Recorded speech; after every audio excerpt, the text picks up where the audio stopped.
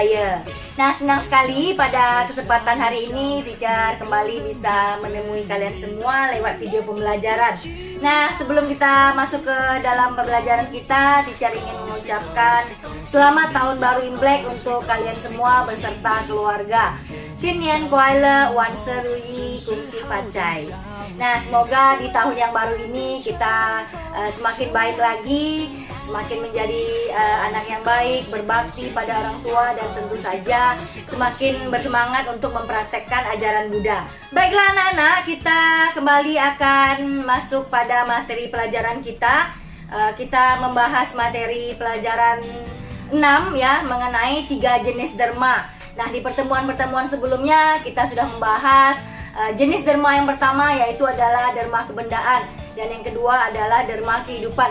Nah, hari ini kita akan membahas mengenai dharma kebenaran. Nah, kalau sebelumnya kita membahas materi dharma kebendaan itu adalah dharma yang kita berikan atau sumbangan ya, yang kita berikan berupa benda, materi, bisa berupa baju, pakaian ya, bisa berupa makanan, atau sekarang lebih praktis mungkin kita memberinya berupa uang ya.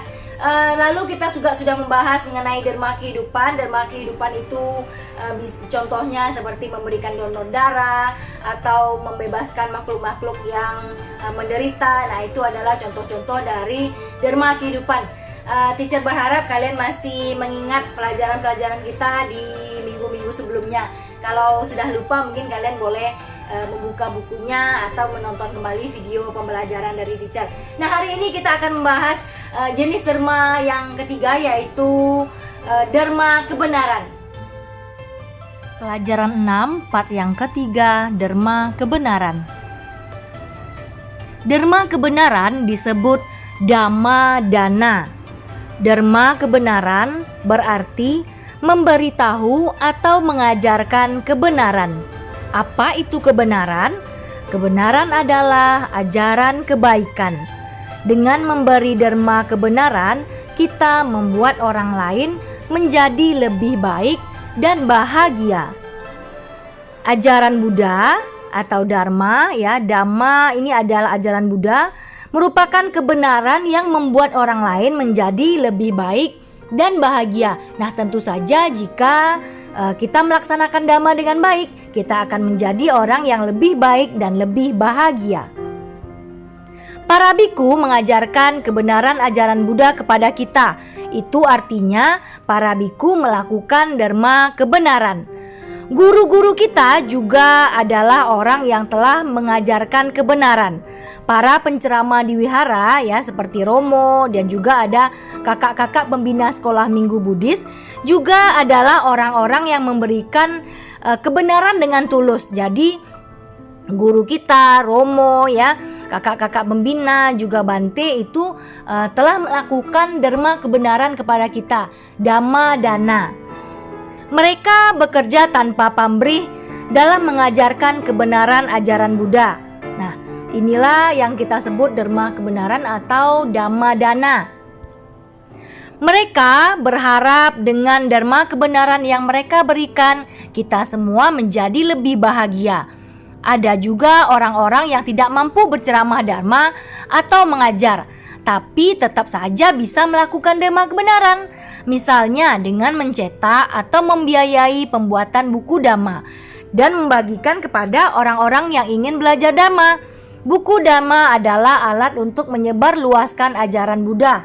Nah, kalau dahulu kita tidak bisa, kita misalnya kalian anak masih kecil tidak bisa berceramah ya, belum bisa menjadi kakak pembina di sekolah minggu, kalian bisa menyumbangkan uang kalian untuk pembuatan buku dhamma. Lalu buku-buku ini diedarkan, disebarkan secara gratis. Nah, sekarang juga ada bentuk dhamma dana lainnya, yaitu dengan men-share video-video ceramah. Misalnya ada ceramah dari Bante atau ceramah dari Romo yang kalian lihat, wah ini bagus nih.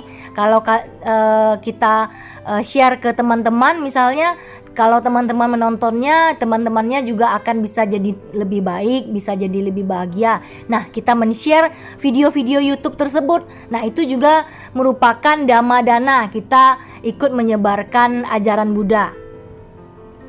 Memberikan derma dana bukanlah tugas biku dan bikuni saja, bukan juga tugas guru agama, guru para pandita saja ya. Semua orang yang mengenal dhamma wajib menyebarkan dhamma. Seperti yang teacher sampaikan tadi, kalian juga bisa menjadi pembabar dhamma dengan cara men-share video-video ceramah yang ada di YouTube.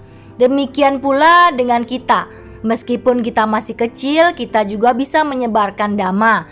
Misalnya jika ada teman yang suka berbuat salah, kita memberi nasihat supaya dia tidak berbuat karma buruk dan hidupnya bisa jadi lebih bahagia. Nah, memberi nasihat yang baik juga termasuk melakukan dharma kebenaran. Mengajak teman ke wihara atau meminjamkan buku dharma juga merupakan dharma kebenaran. Mengapa? Karena dengan demikian teman kita bisa lebih paham dhamma sehingga dia bisa menjadi lebih baik dan lebih bahagia. Kita juga bisa melakukan dharma kebenaran dengan menjalani ajaran Buddha dengan baik. Jika kita menjalani ajaran Buddha dengan baik, kita akan menjadi teladan sehingga orang lain dapat mencontoh dan dapat menjalani dhamma juga.